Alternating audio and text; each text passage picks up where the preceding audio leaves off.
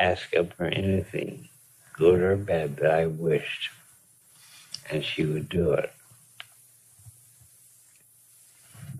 And then I told her, awakened her and told her she promised me in a waking state, trance state, and that he would have to obey her unconscious promise and their conscious promise. And I told him, I'll now put you in a trance and have you experience yourself on a jet plane traveling at 750 miles, 650 miles an hour ground speed at an elevation of 35,000 feet. Now you're on that plane. She started shuddering so violent, I hated to see it. I told her that I was going to have the plane land, and that as the plane landed, she would feel slipping off her body all her phobias, her anxieties, demons of fear, and they would be sitting in the seat beside her. I awakened her. She mopped perspiration from her face, and then gave a sudden scream and leaped from the chair and rushed to the far side of the room, pointing to the chair. She said, "They are there. They're there." And I said, "What?" "All my phobias and fears." And she was obviously afraid of the chair. I called Mrs. Erickson in and told her Mrs. Erickson to sit in that chair. The patient said, "Please don't, Mrs. Erickson." Betty disregarded her, proceeded toward the chair. The patient rushed up and physically interfered with Betty. He was going to have Betty sit in that chair. And then I told the patient, dismissed Betty, and told the patient, "You're now cured. Enjoy your trip to Dallas and back and call me from the airport." And you return to Phoenix. After she left, I had a feeling I hadn't really done complete therapy. And knowing how everybody, whether they know it or not, is superstitious. That's part of our culture. You don't open an umbrella inside the house. I'll cause it to rain. Don't walk under a ladder. Spill salt, you throw it over your left shoulder. You put on your underwear wrong side out. You wear it that way all day, or otherwise you'll have bad luck. I like to carry a rabbit's foot for good luck, a lucky piece, a lucky charm. So after she left, I had my youngest daughter and take an overexposed picture of the chair. Then an underexposed picture of the chair, and then a properly exposed picture of the chair. And then I put each picture in a separate envelope, labeled the overexposed picture, eternal resting place of your fears, phobias, anxieties, torments, slowly descending into the darkness of eternal gloom. A picture underexposed, I said, eternal resting place of your fears, phobias, anxieties, worries, slowly dissipating into outer space. And the normally exposed picture, that envelope I labeled the eternal resting place of your phobias, fears, anxieties. I mailed them to her. She got them Wednesday morning. On Saturday, he called me from the airport, and the most brilliant voice said, "It was fantastic. It was beautiful beyond description. It was utterly wonderful."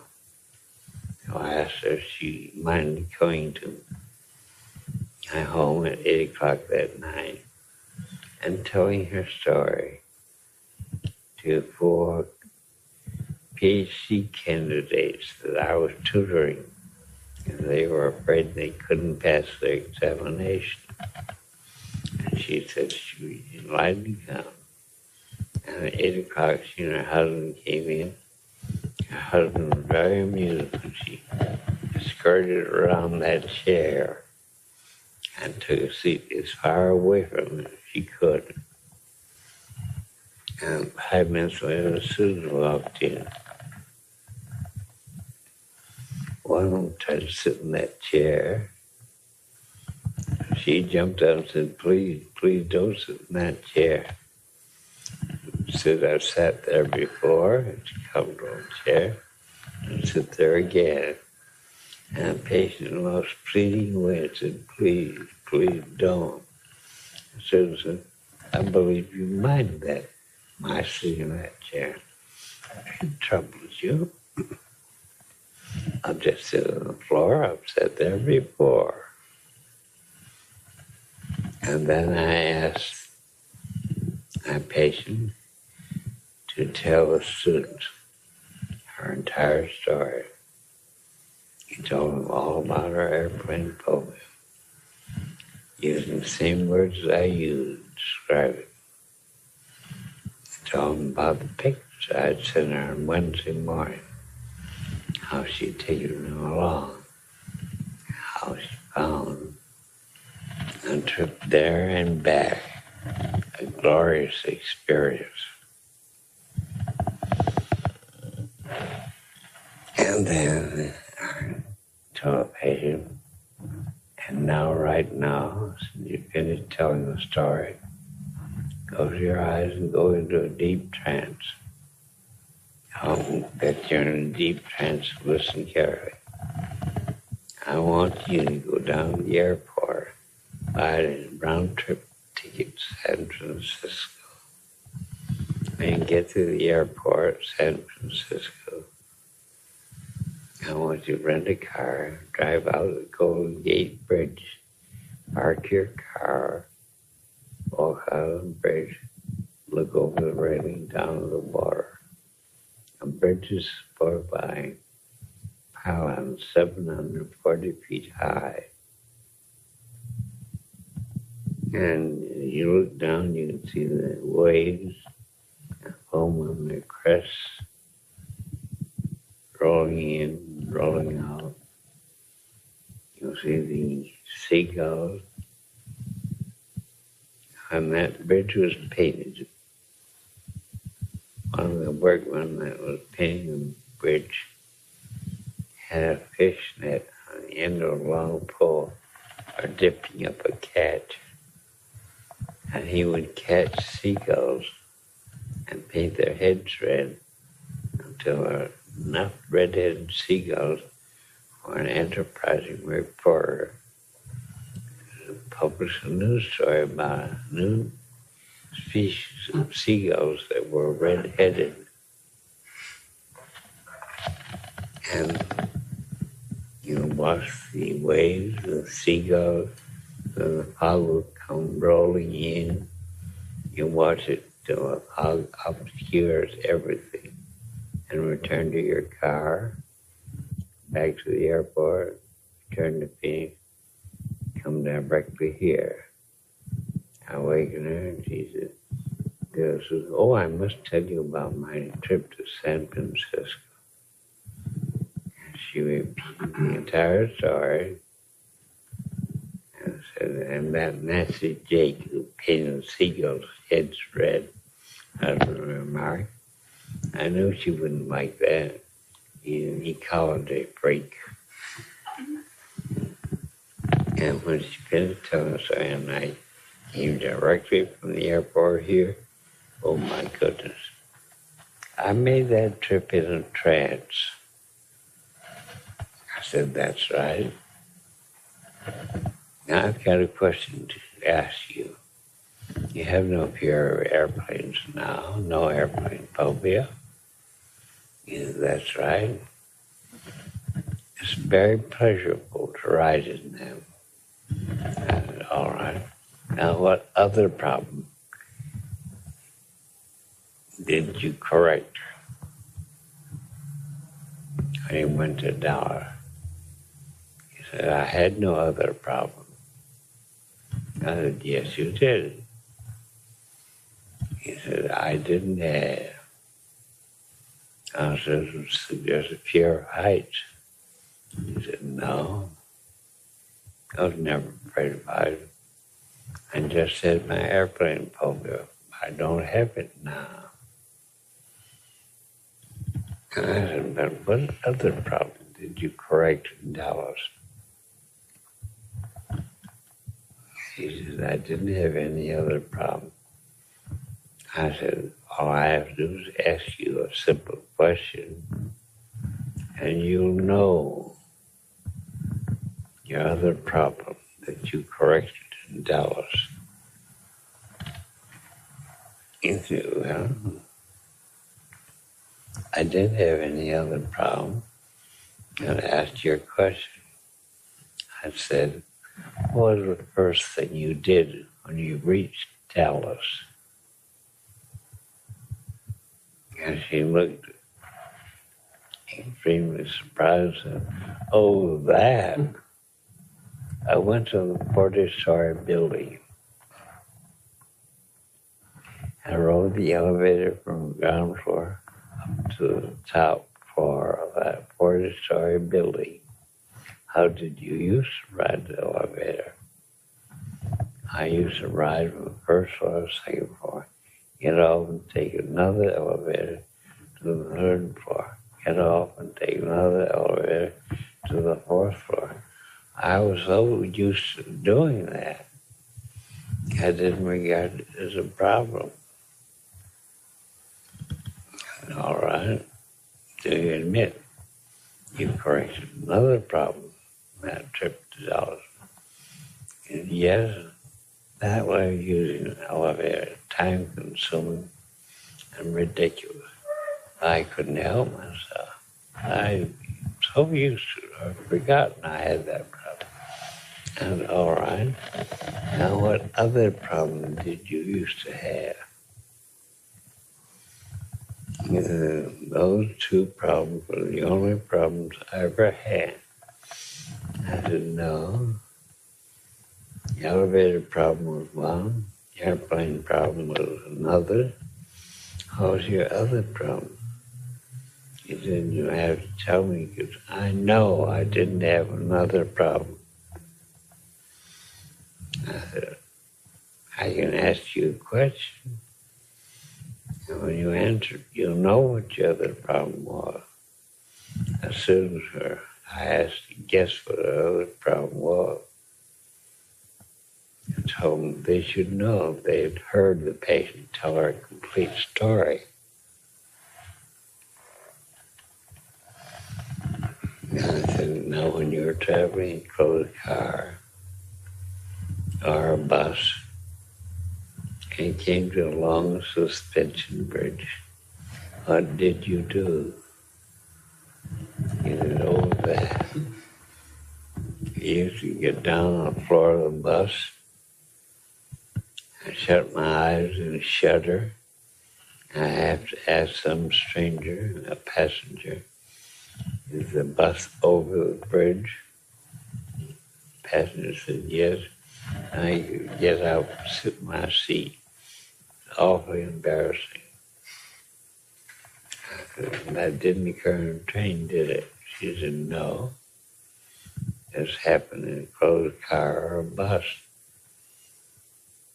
When my husband was driving the car, he stopped me before we came to the bridge. I get in the back of the car, I crouched down on the floor of the car, shut my eyes and shuddered till my husband told me we're over the bridge now. Now you've heard the story. You found out she had more than one problem. Now the first question I'll ask you is, what was her original problem? Did she have an airplane phobia?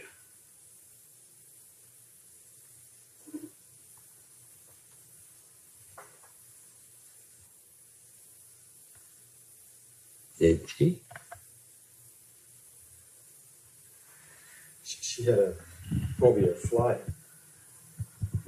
She was okay in an airplane, but when the airplane was flying, she was afraid. That's right. Therefore, she didn't have an airplane phobia.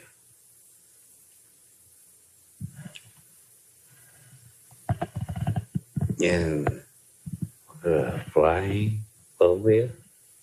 Now, what was the phobia? Of motion?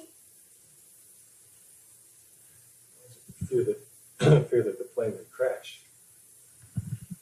That's why the elevator, Yeah. It's all connected. isn't there? It's all connected. Well, an elevator would crash too.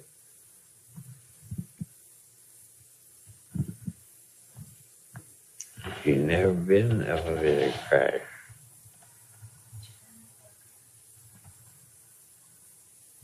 No, I knew she didn't have an airplane phobia. Because she could board a plane, ride out to him, and run away. When the plane took off, it no longer became a plane. In a closed space, the whole visible means of support. Elevator is a closed space. No visible means of support. Now, how did I know about bridge?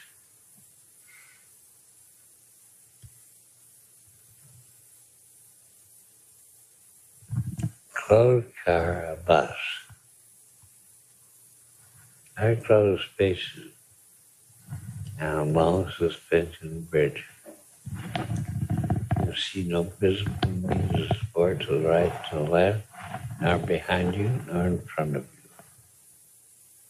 Again, you're suspended in space.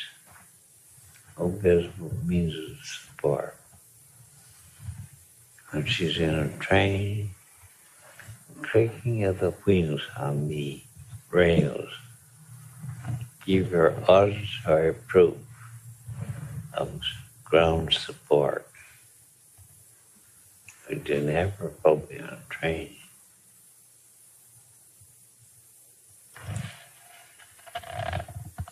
Now, how did I know she had an elevator fear and a bridge fear?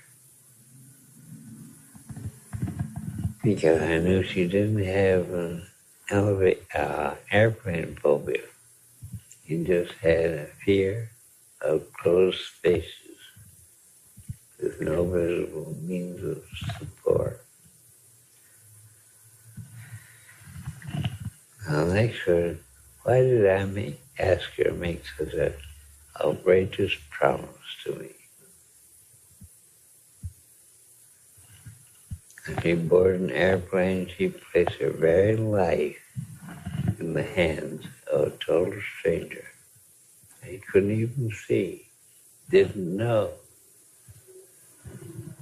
Absolutely life-threatening. And that's a horrible thing if you're very life-threatened. And her promise to me didn't really threaten her life. Just the comfort of her life, that's all. But it paralleled the fear that she pilot and the elevator operator and the bus driver, her life in the hands of a total stranger. So when I heard her tell about her airplane phobia, I was not misled by the word airplane phobia. I understood it as being a phobia for a closed space, no visual means of support. And my own experience tells me in the elevator situation the same. And a long suspension bridge situation is the same. And when you listen to a patient, you recognize their possible meaning of their words. And then you compare them with what you know about the meaning of words. A gambler speaks about his run of luck, the cards, dice,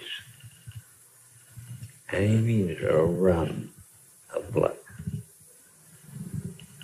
A fisherman speaks about the run of the fish, and politicians speak about the run of the government. You speak about a run to a girl, she thinks of her stock. The word run has 140 meanings. Road runs uphill, downhill, stands still.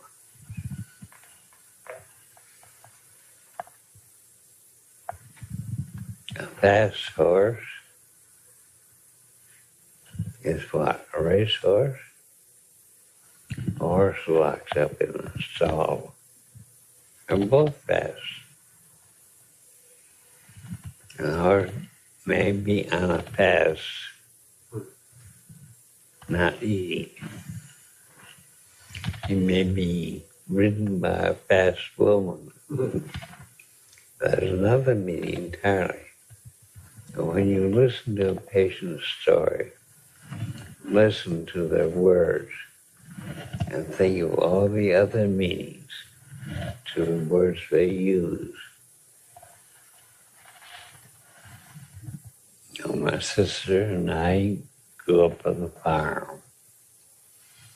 I left the farm more than 50 years ago. My sister left it more than 50 years ago. He made 3 trips around the world.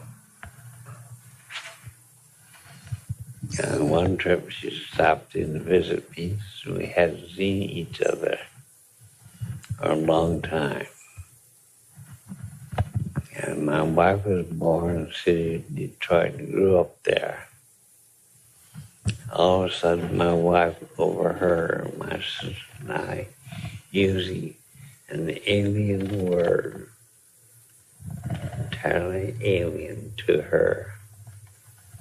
In the city, you eat breakfast, lunch, and dinner. On the farm, you eat breakfast, dinner, and supper. And my sister dropped in to visit me after many years of not seeing her. We were discussing various countries she'd been in. And we got around discussing their cultural customs, and the word supper came up. And that was many words with my sister and me. My wife heard us talking about supper. We came in and said, "Why are you talking about supper? It isn't dinner time yet." I told her, "We too are farm kids, you're a city kid." And all through our language, we have our own meaning for our own words. And so when a patient says, I have this kind of phobia, I really wonder until they've told me enough about it. And often they haven't got a phobia. But the thing they say they have is an entirely different phobia. And my students knew that I was not pretending to be omniscient. And I had to go to San Francisco in a transit and walk out on the bridge. I had to do that first. Now, you ride over bridges, walk on bridges, and she likes flying. You've written up in the newspaper. And the girl first lived in the air. She took a vacation with her husband, flying to Australia, flying all around to see Australia. And he flies from Rome regularly, Europe, Boston, New York, Dallas, everywhere over the United States, into Canada, Mexico City.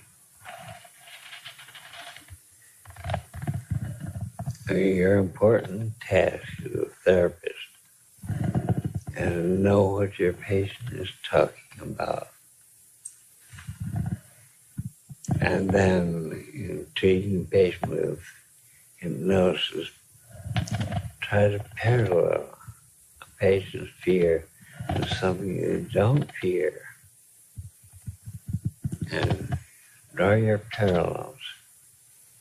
Because if a patient who's afraid of crossing a river can be induced to cross a riddle no wider than that, a riddle no wider than that, a brook no wider than that, a small creek, pretty soon they can cross the whole ocean. And people have to learn. How many swimmers can swim only when they can touch bottom with their feet?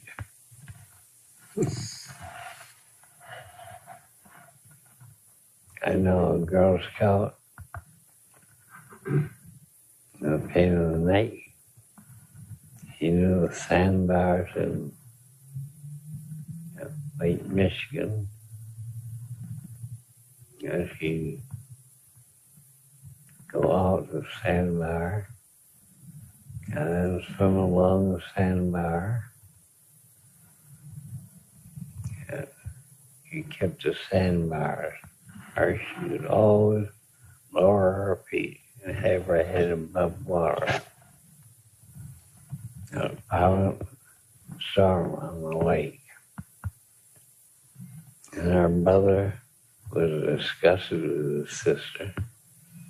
Got up early in the morning, went out, and plunged in the lake, and touched the sandbar. A violent storm had shifted the sandbars into a new position. They awakened his sister. Said, let's go out swimming. And she said cautiously, don't take me past my favorite sandbar. He said, I won't. And he took her to a place of her favorite sandbar, told her to jump in, and then he jumped in, giving the boat a powerful kick and go out of her reach. She was swimming all right. He said, look how deep the water is. And he sank down, down, down, down. And he reached for the bottom of the sandbar. She went underwater. he couldn't find the sandbar. He quickly swam for the other sandbar. That too was gone.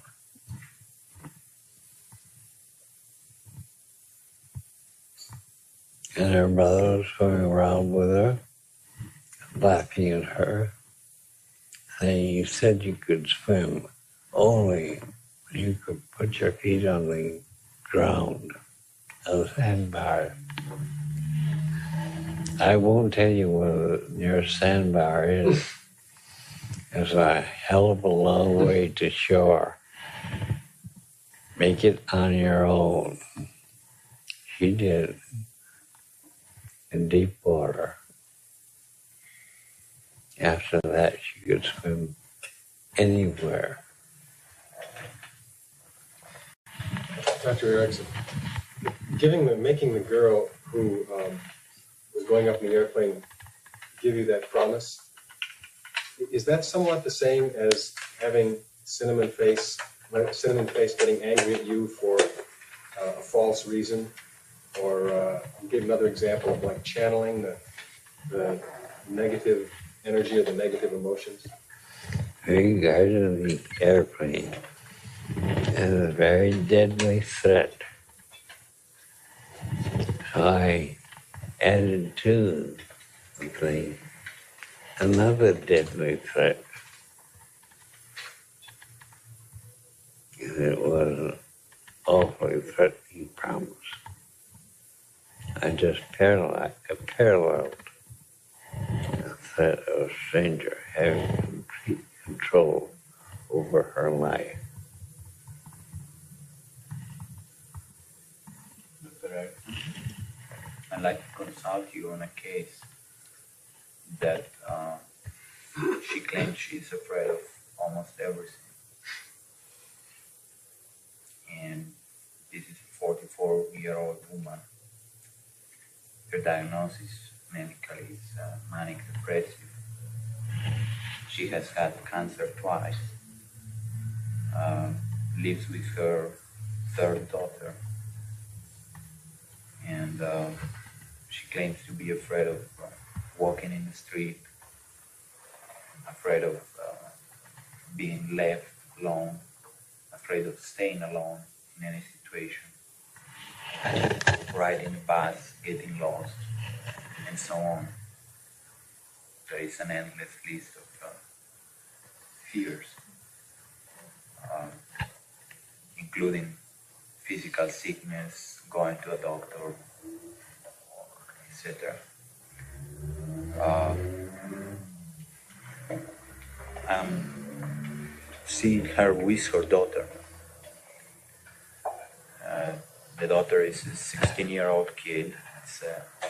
She's about to drop out of school.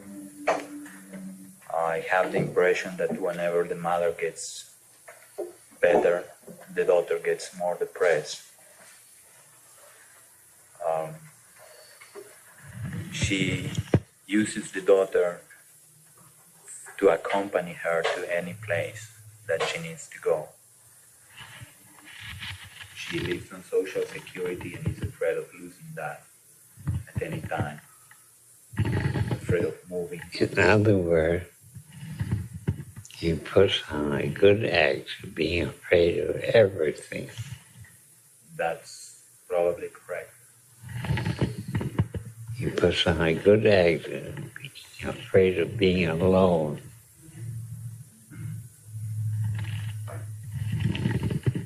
The first thing I do with a patient like that, I lead them out and tell me all their fears of being alone. I make them insist that I believe everything they said. I had a good time getting them to convince me that they were afraid to be alone, that they were afraid of everything, just everything. You would make her convince you. I'd ask you, You're afraid of everything. Don't you ever get thirsty? Don't you ever get hungry? You say you're afraid of everything? And includes water, includes food. It doesn't include cigarettes since she smokes heavily. And includes air. Uh-huh. And does your daughter always go to the bathroom with you?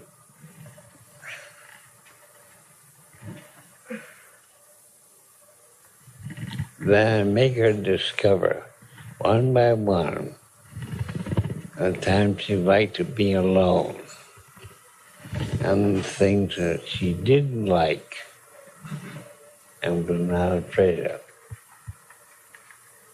Okay.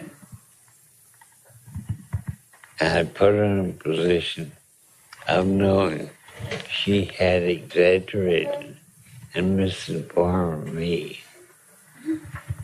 And she's going to start checking everything she says. And she's going to start doubting the all-inclusiveness of her fears. And when she starts doubting those, then you can give her faith in this, in that, until she knows that she likes to be alone at times. And she does like the scenery. She does like the sunlight. She does like quiet at night when she wants to sleep. She does like sleep. She does like hunger. She does like to go to the bathroom. And you reverse her complete negativism by adulterating it with a great many positive things. And there are so many positive things. She may dislike the color of her eyes, but she likes her eyes. She likes to have eyes. Yeah. She likes to have eyes. That's, and she likes to have two legs. Yeah. She happens to also threaten to go crazy or commit suicide if the daughter would leave her. For instance, if the daughter would go camping for a couple of days. So the daughter is under a very strong guilt about everything she does. And I would have her bring her daughter to me and send the daughter out in the next room. Tell her mother, you're now alone. Your daughter is here. And here's a knife. Do you want to commit suicide?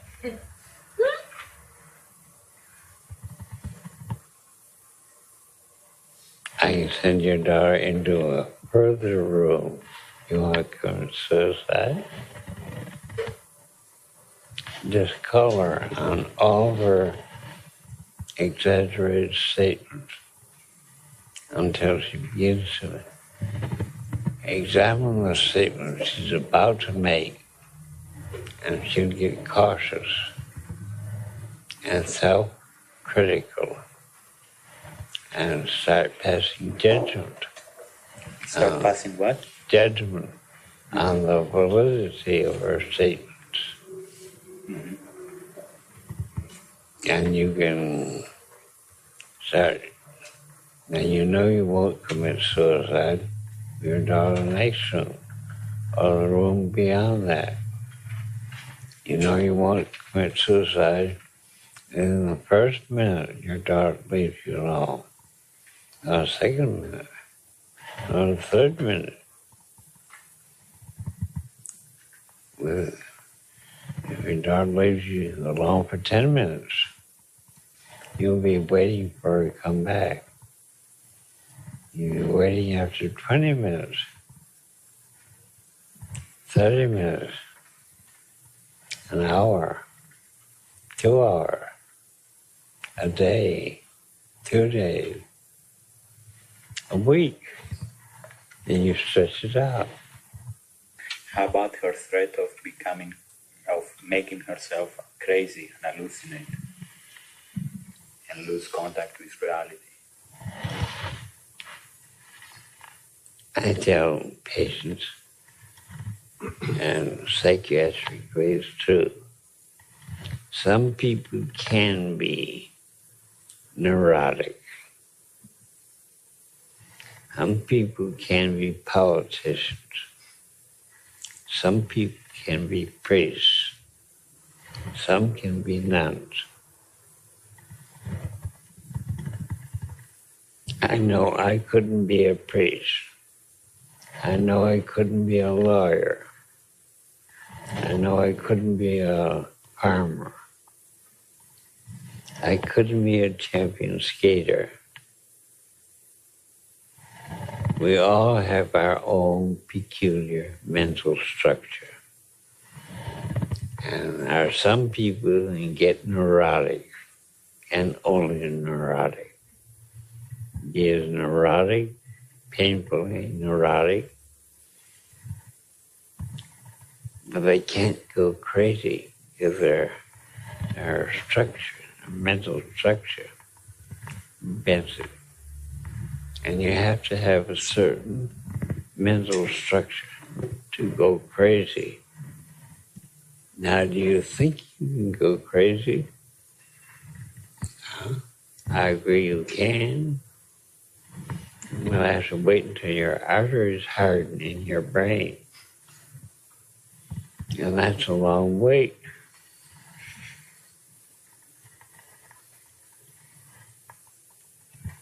You know that you can't make a people-minded child into an intellectual giant.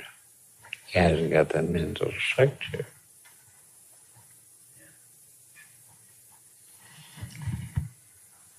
Anybody pick up a paintbrush and dip it into oil paint, that doesn't make him a painter. He hasn't got the right structure mentally to become a great painter.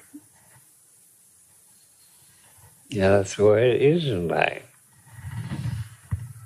There are some beautiful women. I could never in the world become mothers. There are some men who could never become fathers because their personality is such that they can't deal with children. Some men who want a family can't stand the children till they're at least 10 years old. Then he can be a good father. Up to 10 years, he doesn't want anything to do with the brat.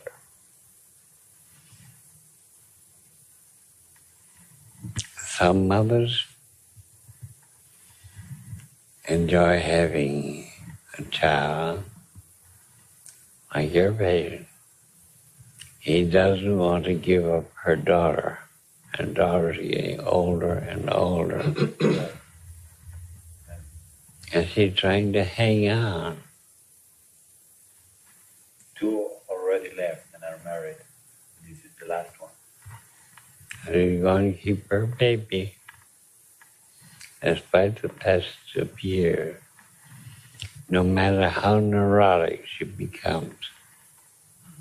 And neurosis is a way of hanging on to things you have no right. And I will certainly teach the girl, live your own life at your own age. You can't live your mother's life. You're not old enough. Take you a long time. Your mother can't live your life because you're too old. And she wants to. That you want to. You look upon all neurosis like that, Dr. Erickson? What's that? All neurosis as some form of hanging on to something you have no right to hang on to? Yeah. All neurosis like that? And many people can be extremely neurotic, but not psychotic.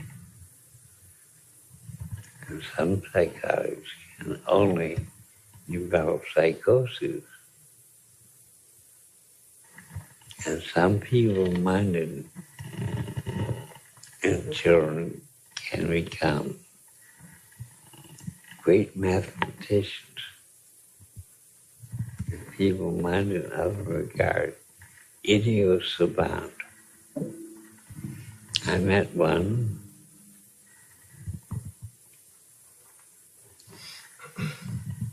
it'd be hard work for him to find his way across the street. Now you ask him, what's the cube root of 6 million 489,231? He'd tell you right then.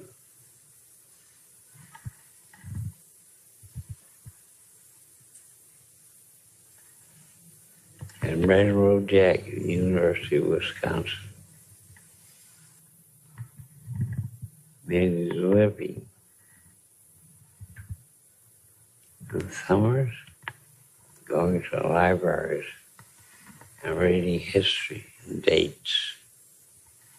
And come to the University of Wisconsin and the wagon he lived in, and he challenged students asking for any historical date.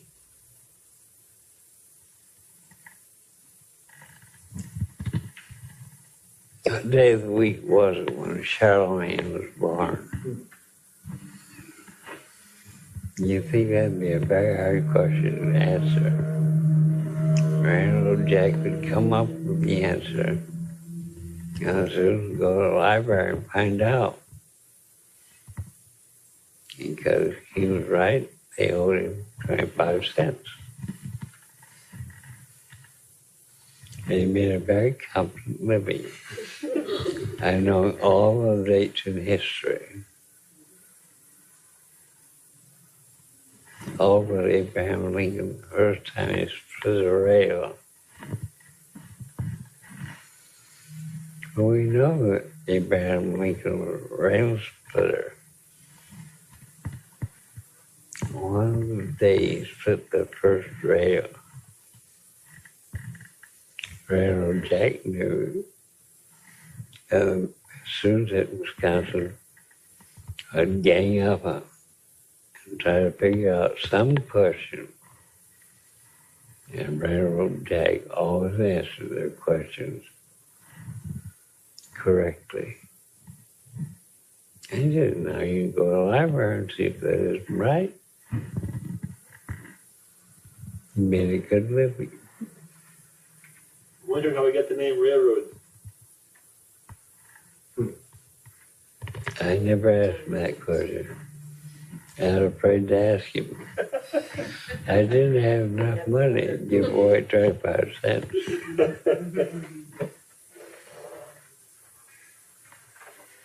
When you were speaking about fear, I have a client that is afraid of taking a job because he's afraid that he'll lose it. And he has a long history of that.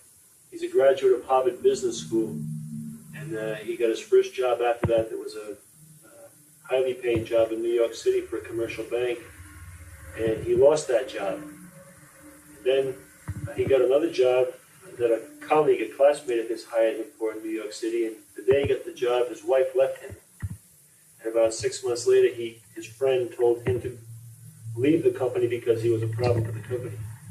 And he came here, he got another job, another big corporation, making a lot of money. He lasted there for about 6 or 7 months as head of the finance department, and the boss fired him from that job. He hasn't worked for about 2.5 years, and he just got another job last week. He's going to start it 2 weeks from now. Again, it's a high-paying job, and he's the director of finances for this corporation, and he's afraid that they're going to, in his words, they're going to get rid of him and toss him aside like all the others have done in the past. Now that's the excuse.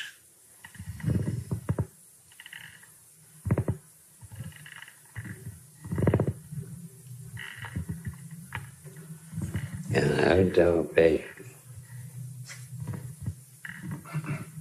you can get a job and you can hold it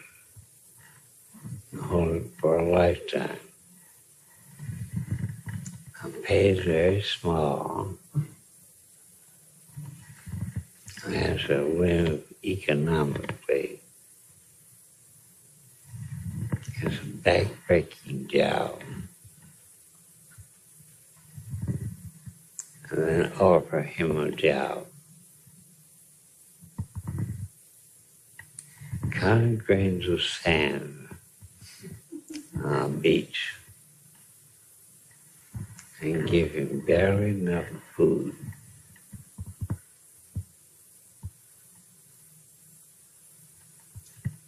And as soon as say, I don't want that kind of a job, and he can tell you what kind of job he did want. I put money in escrow to pay a man for doing a certain job. So he knew his money was safe, legally his, and paid out to him at regular intervals as long as he kept that job. I made the job something you want to graduate from right away. You turn the scales over for them. And don't believe what patients tell you. And try to restate it in such a fashion that it'll turn over. And patient says doesn't want to be alone at any time. He does want to be alone in the bathroom. He does want to be alone in the bathtub.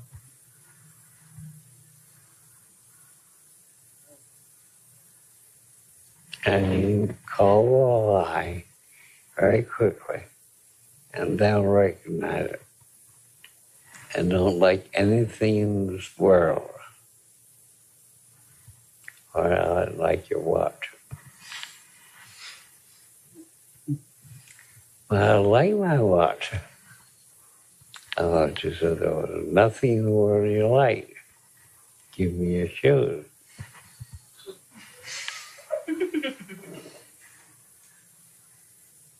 And you quickly make a patient realize, what am I being so exaggerated about? I don't think any of you have been here before. I heard the story of Jimmy,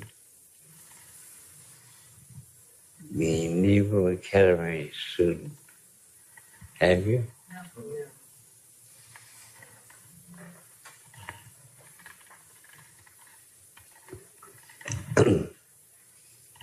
You heard a story to tell in organized fashion. And Jimmy was a graduate of the Naval Academy during World War II. On graduation, he commissioned second lieutenant, given orders to report in 30 days to a certain destroyer. You go on board. And Jimmy got his orders. He had 30 days vacation due him. He went to Dr. Braceland, the head of psychiatry for the Navy. He explained to Braceland why he couldn't go aboard a destroyer or a warship. He explained why he had to have a land-based disc job. Bryson listened sympathetically as Jimmy explained why he had to have. And Bryson replied, I understand your problem, but you're in the Navy now. The Navy is giving you your orders, and I can't countermand your orders. You have to obey them. You're in the Navy now. The only help I can give you is to order a court-martial. And the court-martial will convict you and send you to Walter Reed Hospital or treatment. That'll make your trouble all the worse.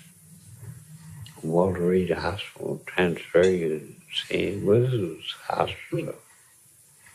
And there, you just plain go psychotic or commit suicide. There'll be no hope or help for you in St. Elizabeth's. You'll be a prisoner there for life. And considering your problem, you will undoubtedly commit suicide. There'll be no other way for you. So I advise you to go to Johns Hopkins University and see if you can get some private help. And Johns Hopkins saw him, took a history, and then said, we can help you. Maybe a man in Michigan, Erickson by name, can help you. When Jimmy called up his father, gave his father a bare outline of the problem. Father called me, asked for me to treat his son for a bashful bladder. In other words, Jimmy couldn't urinate in the presence of anybody else. He had to have absolute privacy. Father called me and I said, I'll be in Philadelphia next week. And would you come down from Syracuse, New York to Philadelphia and give me the entire story? And his father showed up in my hotel room. Now here's a digression.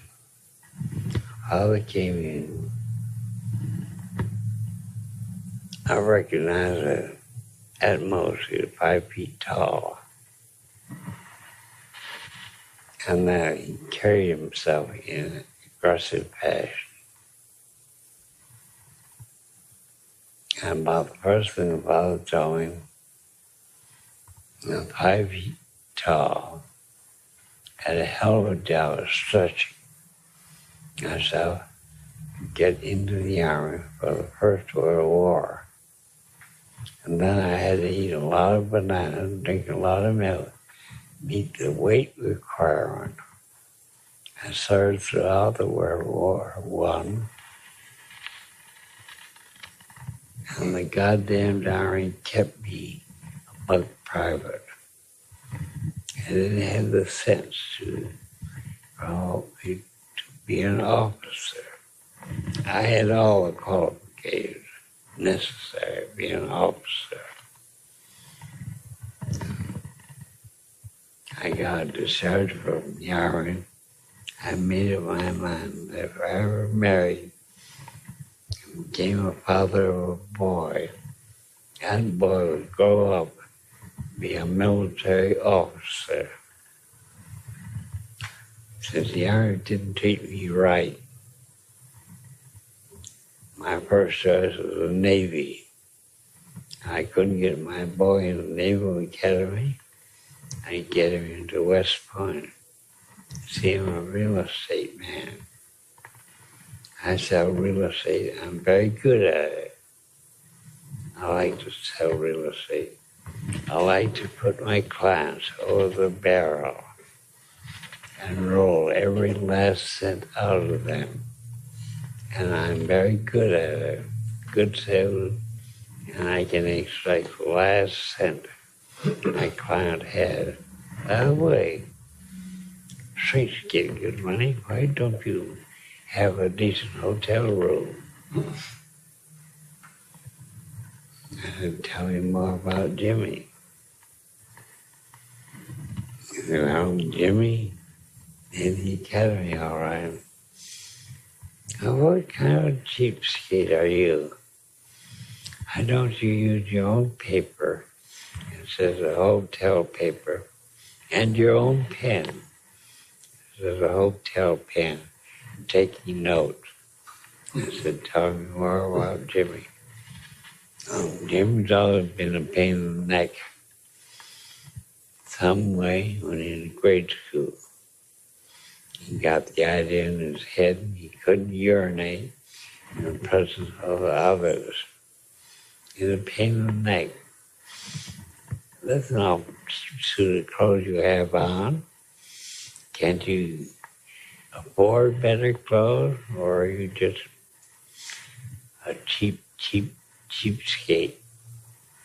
I said, what about Jimmy? Oh, we sent Jimmy to summer camp with the other boys. Learned recently from Jimmy. He waited until sometime after midnight and he run away from the camp to find privacy, to relieve himself. And bit by bit, the story came out. Jimmy rented a hotel room in high school so he could have privacy and urination. And when Jimmy came home on vacation, father and mother, he was an only child, and stopped at the gas station. It was a public comfort station. And Jimmy had to drive into town and rent a hotel room, pay a day's charge, just to empty his bladder. And his father thought that pure damn foolishness on Jimmy's part. And then he said, it's getting pretty close to noon. No cheap clothes you're wearing, cheap shoes. I suppose I'd better buy you a dinner. Hotel dining room. You think you haul that awkward carcass of yours to the elevator and went right down to the dining room floor? I told him I thought I could haul my carcass. It was charming to see how many insults he could offer me. When he got to the dining room, he said, this hotel serves lousy food. I know a good restaurant in the middle of the next block. You're thinking all that gimpy carcass of yours down to that restaurant, out knocking over some little kid or some old lady or some old man. It must be hell to be as awkward as you are. I told him I thought I could haul my carcass without hurting anybody. It turned out the restaurant he wanted was not that block. In fact, it was 12 blocks away. And he insulted me for my awkwardness. I said, you know, my poor clothes, my poor taste. That man was the best reservoir of insults. We got to the proper restaurant. He said, we could eat on the ground floor. I prefer the balcony. Well, I have to help drag your carcass up the stairway. Balcony. I heard him. I could haul my carcass without help. Got to the balcony. He picked out a table, which was a bit slow in coming. He said, on one side of the table, I on the other. He told me, this restaurant serves prime food, the best in the East Coast, except they serve half-rotten fish, and their mashed potatoes are underdone and watery, and they make the iced tea out of river water. And it's a tragedy having their fish and mashed potatoes, drink their iced tea. A waitress came with a menu. He waved her to me. I placed an order for roast prime rib of beef, baked potato, sour cream chives, hot coffee, forgotten what else. And he went over and presented him with a menu. And my host said, cancel that order. Bring him fish, mashed potatoes, iced tea. I just looked over at me, my face was blank. And after a while, she came bearing 2 trays, looking from one to the other of us. And he got near the table. I said, give me what I ordered, and give the fish to the gentleman that ordered it. He put down the trays hurriedly and scuttled away. And this looks at me and said, that's the first time anybody ever did that to me. So I told him quietly, that's always the first time for everything. And he ate his rotten fish, his baked mashed potatoes. I enjoyed my meal. At the end of the meal, he said, you have the stuff you want to eat. You pay for the dinner. I said, you invited me. I accepted your invitation. That makes you the host. You will pay for it. He looked at me in disgust and took out a Texas wallet. In case you don't know what a Texas wallet is, the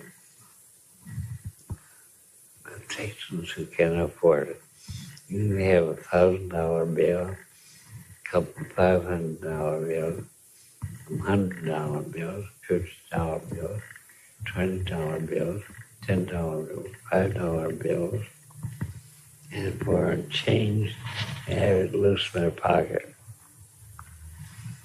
He hauled out his Texas wallet, opened it.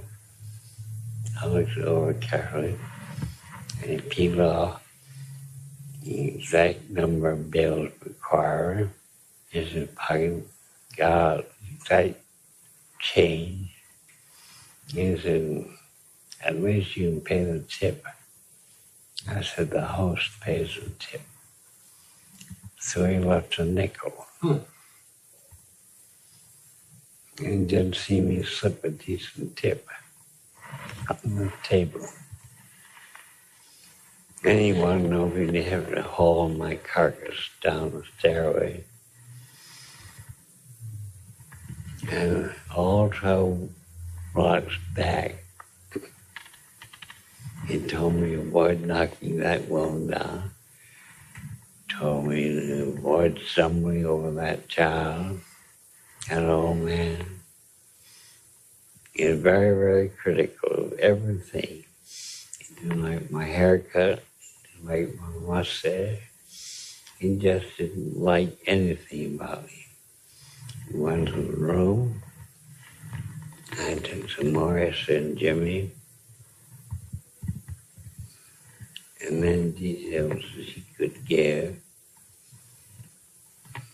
You want to know something wrong with my memory? I had to write it on paper. I couldn't, I remember. He could. And then I was probably incompetent. I dismissed him, told him to have Jimmy see me. I was in Michigan at 6 p.m. on Monday. So I prepared for Jimmy's visit. I had a medical student, all medical students who passed the examination. were in the Army. Army was paying their way through medical school. That meant they would have to serve in the Army even after the war, the paid war. He sent to medical school. I had a 6'6" medical student in uniform, and I had a professor of art, University of Michigan. And Jimmy looked in my office from the hallway and said, "You have a big shot who's going to cure me." I said, "I'm the psychiatrist going to do therapy with you." Come in, shut the door. And Jimmy saw a medical student standing there. He said, "What's that long drink of nothing doing here?" I said, "He's a medical student. He's going to assist me." "What kind of shrink are you that you depend on a medical student?" I said, "A very competent one." And he knows the art professor. He said, "What's that boat there with the creek duster?" I said, "The gentleman with the mustache is the professor of art at the University of Michigan. He too is going to assist me in therapy." "Well, what kind of a psychiatrist are you that you depend on an art professor and medical student?" I said, "You find me very competent. Close the door and sit down." And Jimmy, with a hostile look at the medical student and the art professor and me, closed the door and sat down. I turned to the medical student and said, "Jerry, go into a trance." And Jerry was an excellent subject. He could do anything that you asked of him. I put Jerry through all his paces, including automatic writing, hallucinating, drawing, and recalling infantile experiences. And while Jerry was still in trance, I put the professor in a trance, told the professor, "You're in a deep trance, and only Jimmy and I are here." And there's nothing else. And then I awakened Jerry. Jerry didn't know the professor was in a trance. The professor and I were talking to Jimmy, to each other, and Jerry tried to butt in,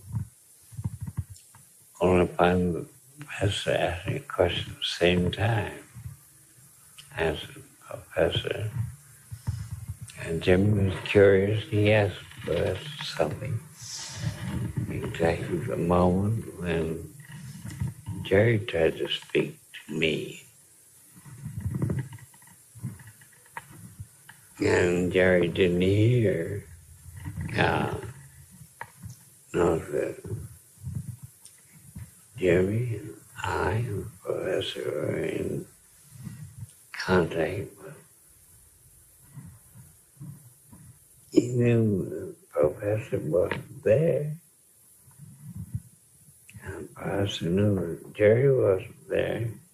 And Jerry awakened post-hypnotic amnesia for the professor. A very confusing thing. And all of a sudden, Jerry said, "Dr. Buddage is here." I said, "Yes, only you can't see him. It's all right to see him now." I told the professor to act as if you were wide awake. And he seemed to be wide awake to Jimmy. I use a professor to demonstrate in a lot of hypnotic phenomena. I spent the whole evening displaying hypnotic phenomena. I could play around with the minds. And then I dismissed Jimmy to go to Detroit to the hotel where we were staying. Next night, the professor was there, but Jerry was. So I put Jimmy in trance. And I gave him post-hypnotic suggestion. After you awaken, you absentmindedly pick up a pen from the table beside you, and you draw a picture on that pad of paper.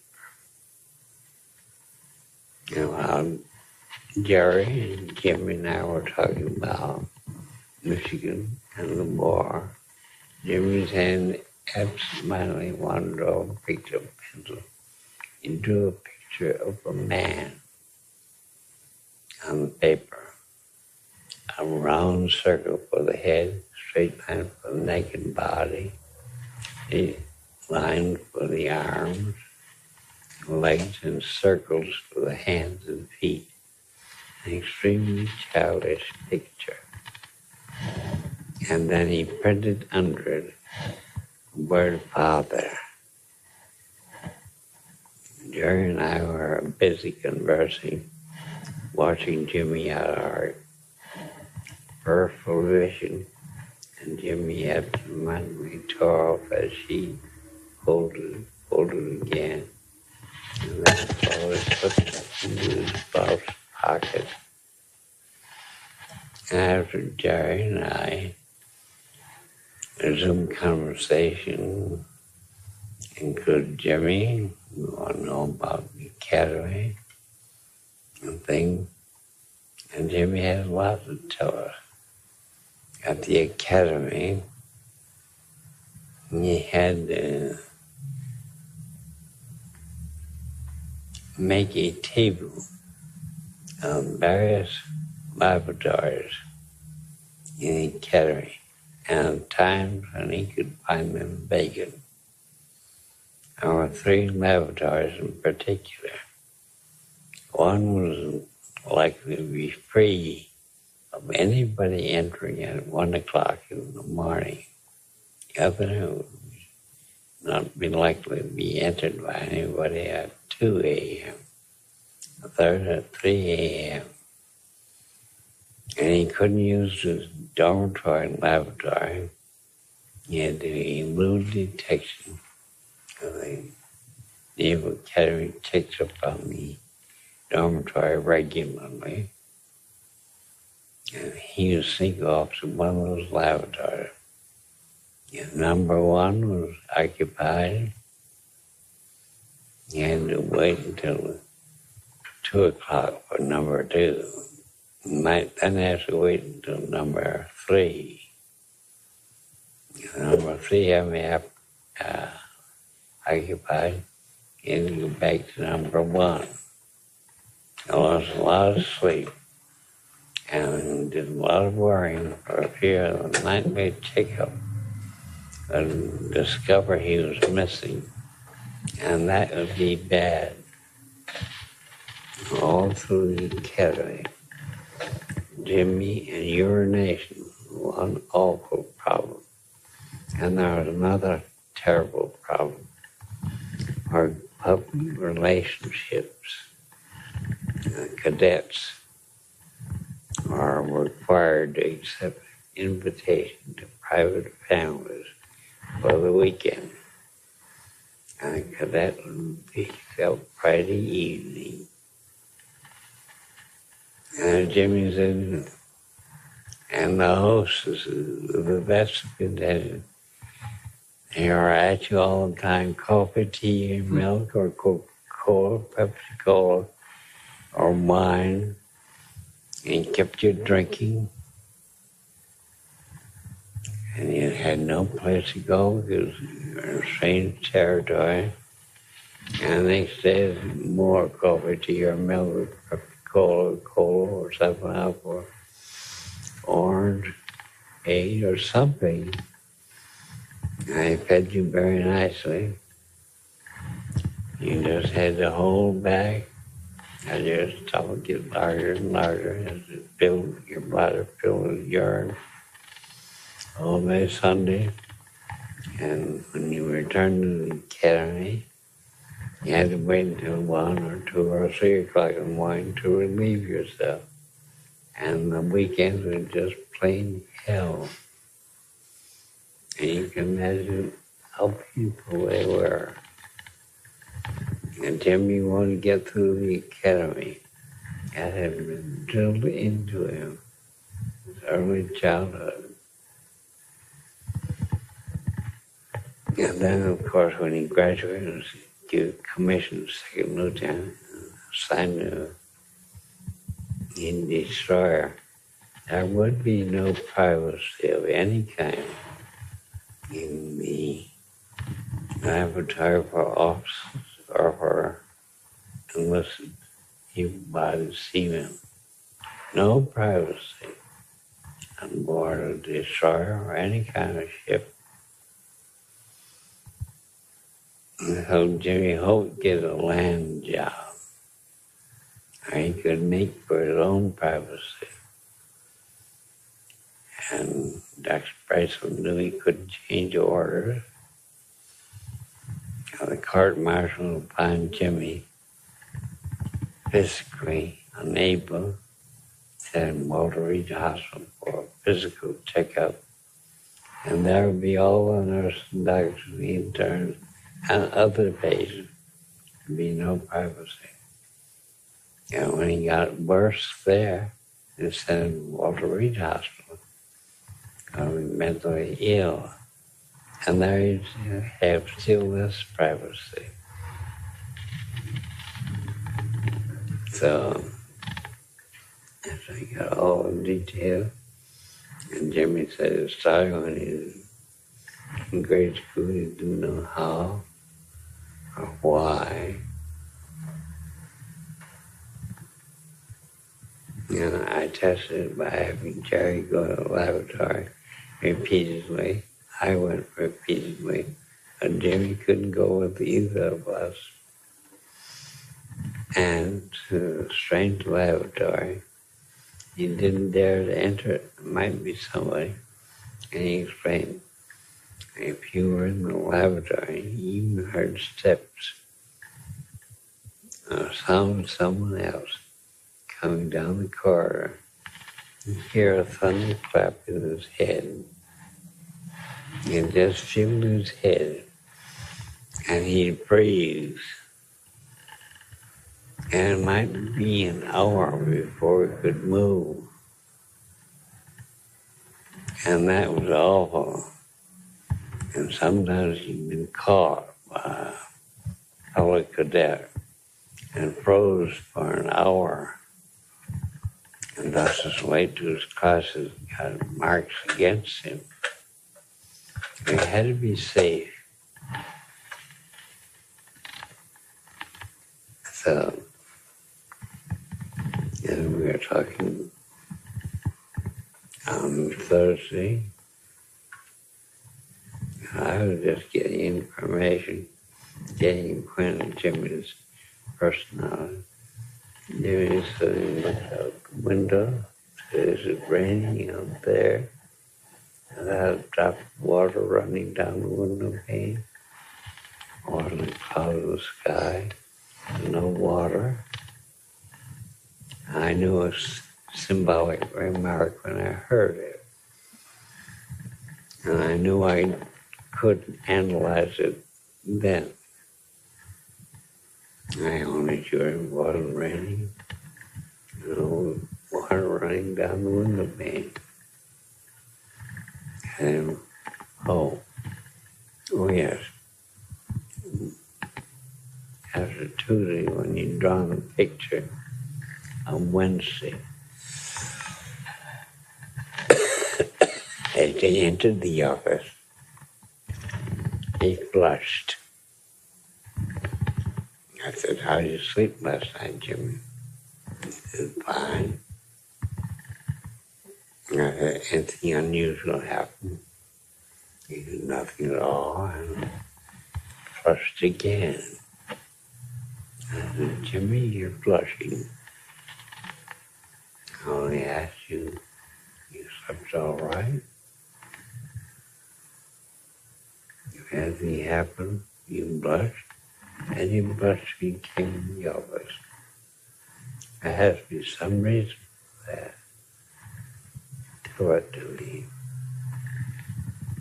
And nothing happened at all. I just went to bed, went to sleep, and he blushed some more. And Jimmy, that's not the truth. I want to know exactly what happened. And he said, well, when I undressed to go to bed, I found a water pick in my pocket. I know I didn't put it there. I threw it in the wastebasket. He blushed again. He said, Jimmy, you're blushing. So I know you didn't throw it in the wastebasket. Now tell me what you did with it. And do I have to? I said, you certainly do. So he told me. I unfolded it. On one side, I found a very childish picture of a man. He described the picture accurately and said, and the word father was printed on it. I looked at it and I wondered how he got my pocket and threw it in the wastebasket.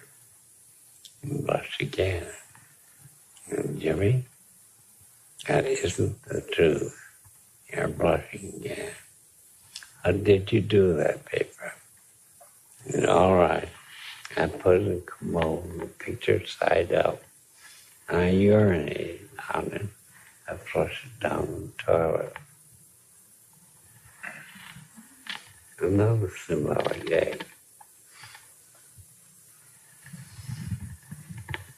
And when I'd heard that symbolic, I'd cautioned Jerry, if I see anything out of the way, unexpected, not in keeping with the situation, you follow it up. And after Thursday, when he asked about rain, I said, Jerry, what are you going to do this weekend? Jerry said, I think I'll take the weekend off and go up to northern Michigan and canoe down the Osable River. I've done it before. It's fun running those rapids in a canoe. And I turned to Jim and said, well, since Jerry isn't going to be here this weekend, what would you like to do? And Jimmy said, I'd like to go back to Syracuse and visit my mother. I said, well, what would you do in visiting your mother? He said, I'll mow the lawn if it doesn't rain. And that's a very peculiar statement to me. I said, that's fine. I'd come in next Monday. I telephoned his father, told him what train to catch, and he comes in Detroit. I didn't want Jimmy to meet him, so I saw them pass each other in different trains. Father came out. This is a no-account office. Somebody considered himself a big freak. I said, it's my office, come in. He looks around, there was Jerry, our professor, and my secretary. And I said, what's that gray-haired bitch doing here? I said, the lady's my secretary. You take down in shorthand everything you say, I say, or what anybody else says. Or do we have to have an old gray-haired bitch in here? I said, she's working overtime. She's in connection with your son's case. So we have to have her here. And so, Jerry, what's that long drawn-out string of nothing doing here? I said, this Jerry, he's a medical student. He's helping you work with your son. What in hell kind of shrink are you? You depend on a medical student. And why do you have to have an old gray-haired bitch for a secretary? I said, a secretary, a young woman, she's prematurely gray, which is none of your business. And Jerry is a very competent and brilliant medical student.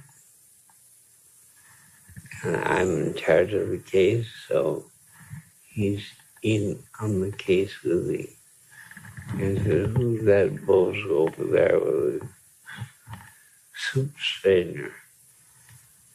That gentleman with a mustache, professor of art, University of Michigan. What the hell is he doing here? Aren't medical consultations confidential? I said, they are. And I've got plenty of help to keep the consultation confidential. He said, all right, now what next? I said, our secretary's working overtime on behalf of your son. He needs to be paid.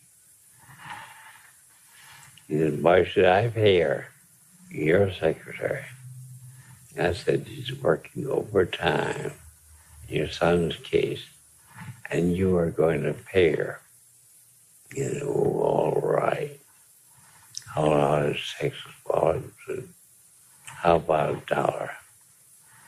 I said, don't be ridiculous.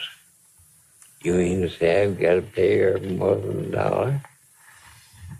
I said, you certainly do. He said, all right, how about $5? I said, I told you before not to be ridiculous. And you mean I got to pay her $10? I said, you're being ridiculous, but you are approaching the figure. He said, $15? I said, let's cut out the nonsense. You owe her $30. We took it 6 for, $5, a 10, 20, and some dollar bills handed to her. You wrote her a receipt. Thank you. Bid him good night and left. He said, what are these two bums hanging around for? I said, they too are working with me and your son, and I expect you to pay them. You expect me to pay them? You hired them, did you? I said, that's right, and you're going to pay them. Well, I think I can take lessons from you in rolling clients over the barrel for such money. All right, I'll give them $30. I said, don't be ridiculous. You pay them each $75. He said, now I know I can take lessons from you and extract you money. I said, the worst is yet to come. I paid them $75 a piece. We wrote a receipt. Thank you. Bid him good night and left.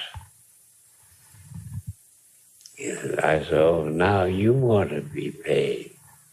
I suppose you want $100. I said, don't be ridiculous. $500? I said, don't talk like an idiot. I paid $1,500 cash. And I want it now. He said, I am convinced you can teach me how to extract money from a stone heap. All right. Peel off $500 bills. Hand them to me. I wrote out a receipt. Thank him. And he said, anything else? I said, yes. We're only halfway done. You bragged to me you like to roll people on barrel, get every last cent. You also told me you like to drink beer. And that on Saturdays and Sundays you didn't work. You just drank beer and got drunk. You told me that your wife, a sniveling woman who attended church every Sunday, was staying home like a good wife and getting drunk on beer. And your wife and Jimmy have both protested your consumption of beer. We've got that matter to settle. He said, you're pretty comprehensive, aren't you? I said, I try to be. And now write a pay-on-demand note of $1,000. And the first time you get drunk, I had the privilege of cashing that check, that note. And in addition, I've got this to say to you. I'm not asking you to stop drinking beer. You can have 4 glasses of beer a day. That's all. You know, I don't mind that.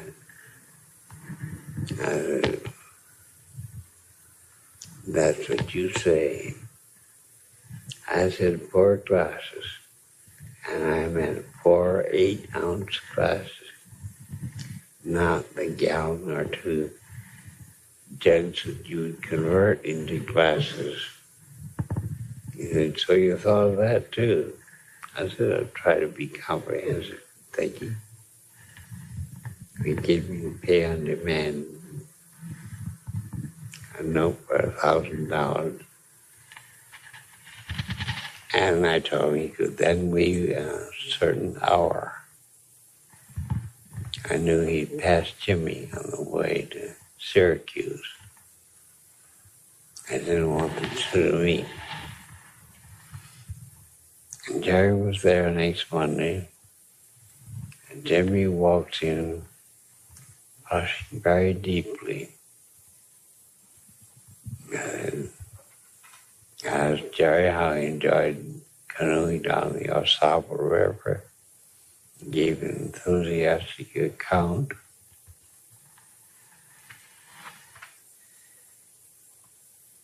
And had a few more questions that I myself knew the Osable River. And turned to Jimmy. And how did you enjoy your visit with Mother? And I really enjoyed it. My father wasn't at home, on a trip somewhere. And yes, I know. Now, what did you do when you went home? He said, I mowed the lawn. It didn't rain. He blushed very deeply. I said, Jimmy, the other day, I raised a question of rain and water running down the window pane. And then last Friday, you said you'd like to go home and visit your mother and mow the lawn if it didn't rain. You visited your mother in your father's absence and you tell me you mowed the lawn and it didn't rain. Oh, Jimmy, tell me all the rest of the story. And I mean all the rest. Jimmy flushed very deeply and said, we have a garage. His face is really opposite on the other side of the street. All in front of the garage is a door. It slides out. And neighbors across the street can look in the garage, see everything that happens. I mowed the lawn, it didn't rain. I put the mower back in the garage, which usually kept. A fairly new mower. I got an embarrassing impulse. I urinated on the mower.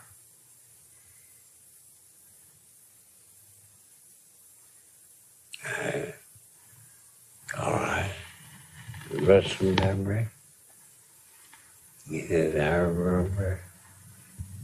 And when I was a little kid, out in the garage, I saw a new mower there. I was just a little kid. So I peed on it. The door was open. I didn't hear my mother come in the garage. She saw what I was doing. She boxed my ears. Just like hearing a thunderclap. And she put her hand over my mouth and dragged me in the house. And she lectured me thoroughly. I promptly forgot about that thing. All I knew is that thereafter, when I wanted to urinate, I had to wait until my father had gone to the office and mother was busy in the kitchen. I'd go to the third floor of the house. I'd urinate in the sink. So there'd be no noise at all. And then when I went to camp, I had to have privacy. And I had to have privacy ever since. Tim was in uniform. Jerry was in uniform. I asked Jerry to coach me on proper language.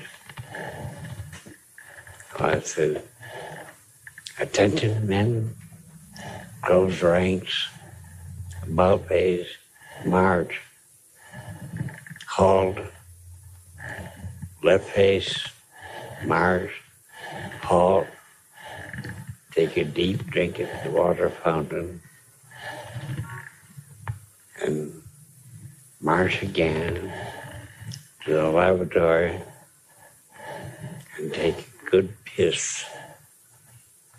About face, march. Return to the office, halt at the water fountain, take a good deep drink, march into the office. At ease, gentlemen. Take a seat, be comfortable. I died as infantile prohibition with his military experience, and he obeyed orders. You ever talk long? And Jimmy told me how much he loved his mother, how much he liked his father in a curious way. He knew his father meant well. He knew his father loved his mother, had an unkind way in dealing with her. His mother belonged to the World Christian Union, Temperance Union, dead against alcohol, which I already knew. I explained to Jimmy how I charged his father of my secretary and for Jerry, and art professor, and made his father pay his fee, and then I pay on demand note. My father left Jaws and left Detroit with Syracuse in accordance with my orders. He missed seeing Jimmy. This was in July. Jimmy had 2 weeks still left for vacation. And in January, New Year's Day, Father called me from New York City and said, I'm drunker than a hoot owl. Cash that goddamn pay on demand note. I said, Mister, when you gave me that note, I told you I had the privilege of cashing it. First time he got drunk. Well, I don't care to exercise that privilege just yet. And he said, God damn your lousy hide. Shortly thereafter, he began going to church with his wife. In a few months, he'd sworn off beer entirely. He stopped rolling his customers for every cent they had. He was a warm, agreeable, and good member of society. After the war, Jimmy joined, during the war, Jimmy was assigned from the destroyer to a warship. And Jimmy was on board the warship on which Japan surrendered. Jimmy was there watching the ceremonies. After the war, Jimmy joined the Naval Air Force, and some years later was killed in an air crash. 25 years later, I'm returning from a lecture trip to the east, and because of a blizzard, I was grounded in Syracuse and got to the hotel at 9 o'clock. I knew the first failed plane would be at next morning at 4 o'clock. I called him and greeted me cordially and Mrs. Church, wouldn't I please spend the night with them? I explained how my early airport time was inconvenient and had a long, pleasant chat. Yes. He asked me, whatever did become of that pay on demand note? I said, I explained it.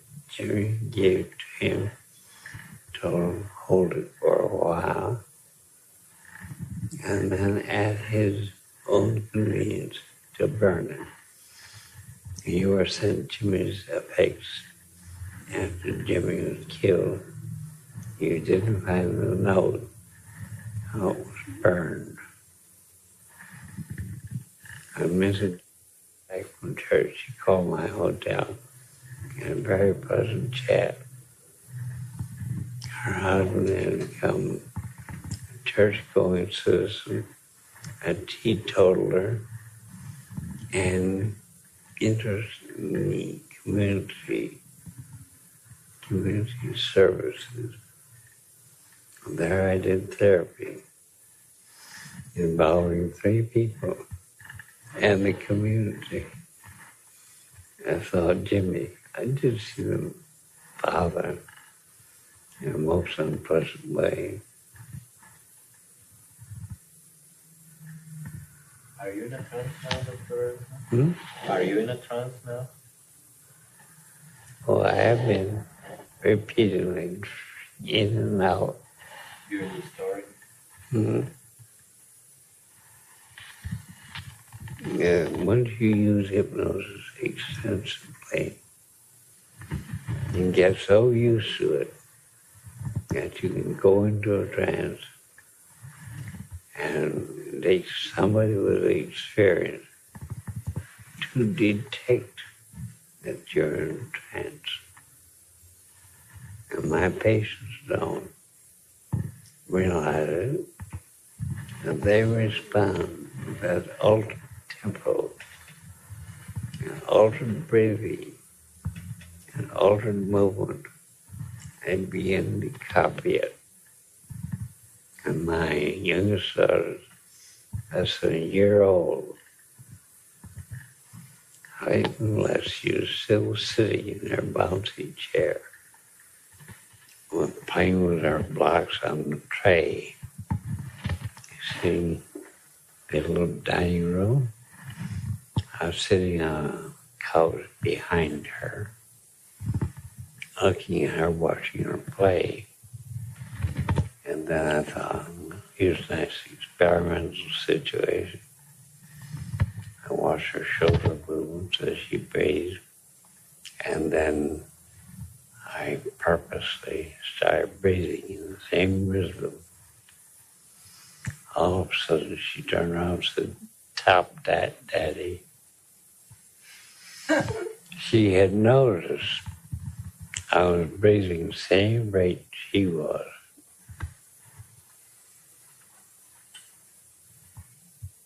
No, a little girl under 1 year of age can notice it. Adults who are used to overlooking everything consciously, they too can notice it, only they overlook the noticing of it.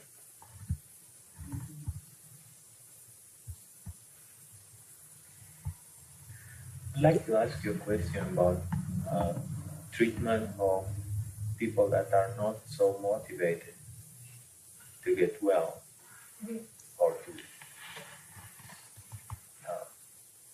for instance, people that have been through therapy before and are disappointed about it and don't have hope.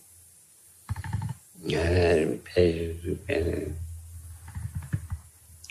psychoanalytic therapy 5 times a week for 5 years and tried other therapists for varying periods of time.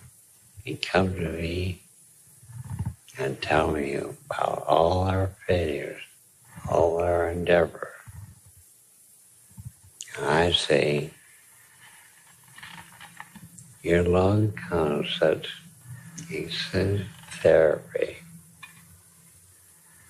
and your failure to achieve therapy. You had enough time to achieve it. I wonder about your sincerity. You may consciously sincere, unconsciously. And you don't really know what your unconscious mind is doing or thinking as far as unconscious behavior. And maybe your unconscious knows that you're not really sincere. You just believe you're sincere. So I'll give you a chance to prove your sincerity. One woman called me and said, I'm 52 years old. I can get as much pay as my husband. He's a university professor. I work at a mental health clinic, and my salary is as large as my husband's. My daughter is 20 years old, my son is 19 years old, and I smoke too much.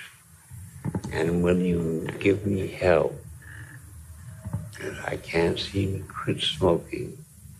I've tried a lot of other therapists. It's been a failure. I said, Madam, or your age calls me. Tells me she wants to have help quitting smoking. A lot of such people are insincere.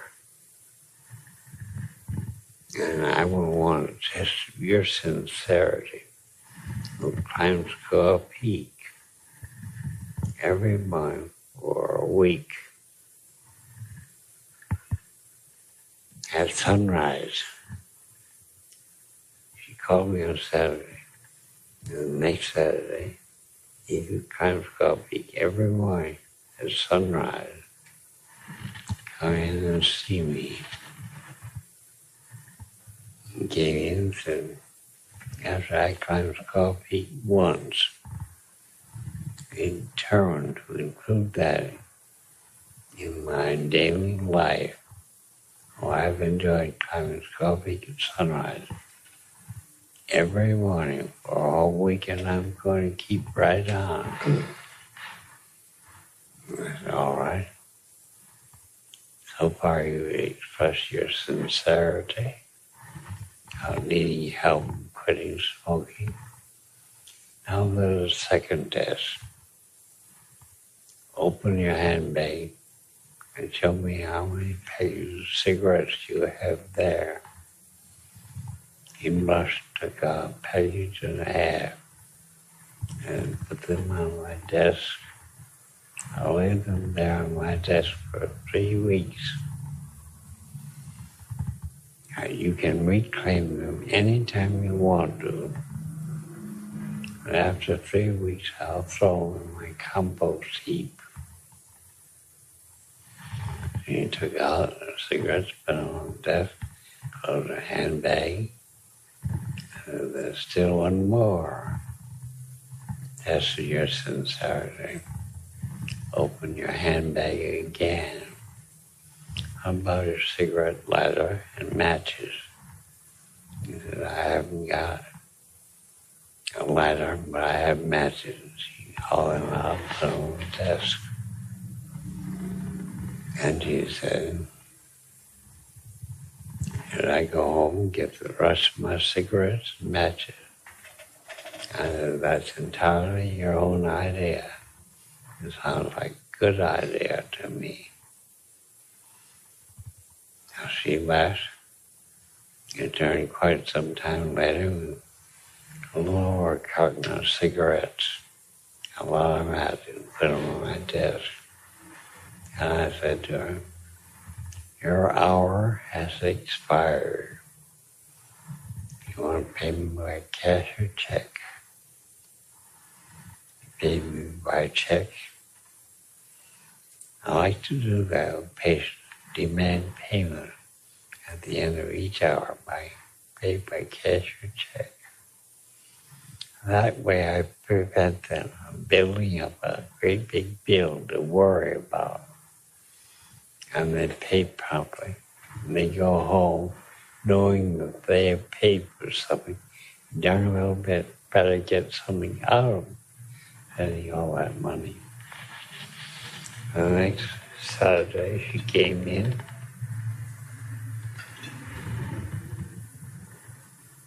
And then said, last night, I asked my husband to type a letter to me for me. He's published a book, and he's an excellent typist, and I can't typewrite at all. I asked him to type a short letter for me. He said, it's late, it's bedtime, I'm going to bed. He undressed, got down, got into bed, and told him, listen, I want that letter tonight. He said, at your age, I'm going to sleep turned over. That made me mad. I grabbed the covers, hauled him back. I said, I want that letter tonight. He said, I'll type it for you in the morning. The covers up, a little on the side, shut his eyes. That really angered me. I grabbed the covers and hauled him down, grabbed him by the ankles and hauled him out of bed and said, I want that letter typed tonight. He went in the study. He typed it, handed me the letter, went back to bed. I read the letter. Then I told him, it's not humanly possible to make that number of errors in such a short letter unless you do it intentionally. And get out of bed, I want a perfectly typed letter. He said, it's bedtime, I'm going to sleep. I grabbed the cover and yanked him down, and he hopped out of bed, went and study, slammed the door behind him. So I opened the study door and said, so you passed a new law. Doors can be slammed in the house. All right, you slammed it the first time, I'll slam it the second time. And while he came out, a perfect letter for me. Not a single mistake in it. He went to bed, I read the letter, this had to be what I wanted. I went to bed. And there's another thing. My husband considers himself a scholar. He likes quiet in the house. Our two children have always had to go to a neighbor to play. And he couldn't stand the noise they made. And they grew up, they always had to go to a friend's house to play their records. And you just simply couldn't slam a door. You couldn't endure that. And so we've all lived on our tiptoes. And another thing, before we were married, my husband explained to me that he liked gourmet cooking. And he insisted on my learning gourmet cooking. And he promised me before marriage that he would take turns every other week doing gourmet cooking. When the children were small, of course, I'd take care of them and fix their breakfast, send them off to school. After they got old enough, I went breakfast at a restaurant on the way to school. I went lunch at a restaurant. Now the family only has evening meals at home, and I cook them. His turn to cook for a week has not yet come up. And I cook gourmet meal for him every night of the week. And he never volunteered to do anything. And I hinted more than once. He ignores me. He is, you might say, the master of the house. I don't like it. I think he should help me cook. I'm as much on it as he does. And well, I think this is Saturday, as you can spend Sunday preparing the evening meal, gourmet style, as has been your habit. And break the news gently. And next week, maybe Monday, you'll do the cooking. He said, that won't do any good.